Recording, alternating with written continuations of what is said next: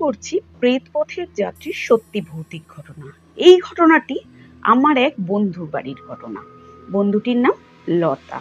লতার দুই দাদা। বড়দা চাকরি করে, ছোটদা পড়াশুনো করে আর ফুটবল খেলতে ভীষণ ভালোবাসে।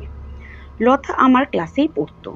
লতার বড়দা ভীষণ ঠান্ডা প্রকৃতির, ছোটদা ভীষণ চঞ্চল আর সারা দিন ফুটবলের কথা।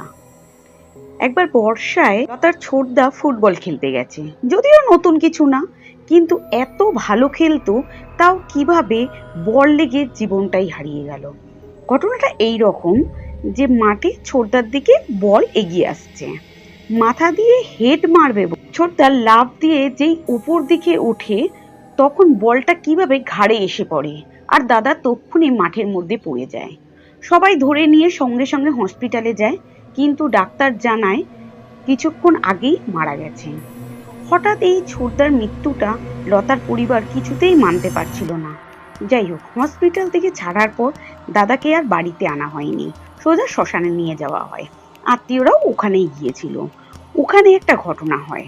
গঙ্গায় স্নান করে যখন লতা উঠছিল তখন লতা ওর ছোটদার গলায় লতুর নামে ডাক শুনতে পায়।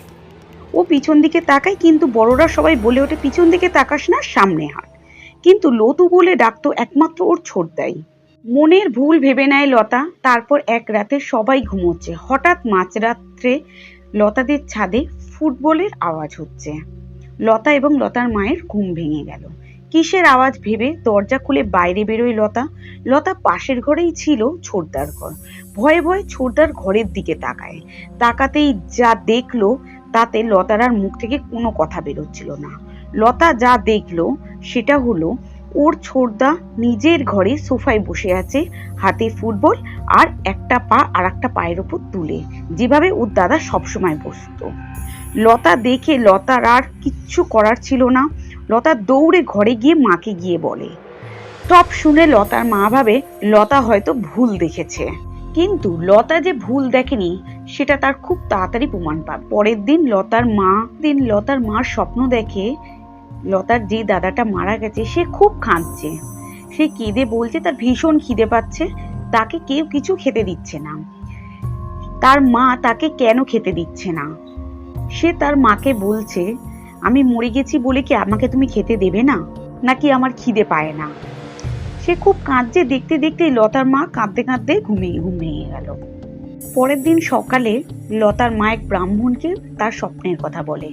তিনি বলেন ঘরের বাইরে কাককে কিছু খাইয়ে দিন, সব ঠিক হয়ে যাবে। লতার বড়দা স্বপ্ন দেখে তার ছোট ভাই তার ঘরের বিস্কুটের কৌটো খুলে বিস্কুট খাচ্ছে।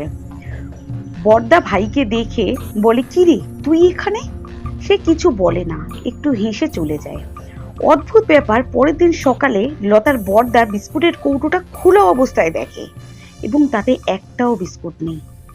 ভীষণ চমকায় বড়দা এবং সবাইকে বলে যে তার সাথে কি হয়েছে।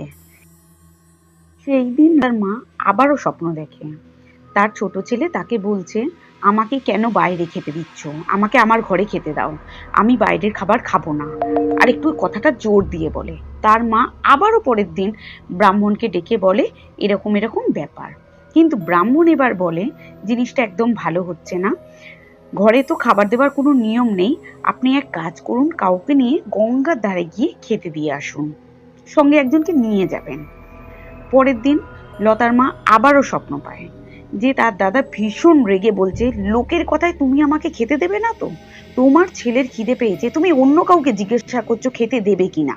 তার মা তাকে বলে বাবা কালকে আমি তোমায় গঙ্গায় গিয়ে খেতে দিয়ে আসবো। সে বলে না না না, আমার ঘরেই আমি খাবো, আমি ওখানেই থাকবো। এইভাবে তার 13 দিন কেটে যায়। সমস্ত নিয়ম মেনে কাজ করা হয় এবং তার বাড়িতেও পুজো করা হয় আর দাদার ঘরে অনেক কিছু পুজোর জিনিসপত্র রাখা হয়। তারপর থেকে অবশ্য কোনো সমস্যা আর হয়নি। ঘটনাটি এখানেই শেষ। আবার অন্য কোনো ঘটনা নিয়ে ফিরে আসবো। যদি ভালো লাগে লাইক কমেন্ট করবেন।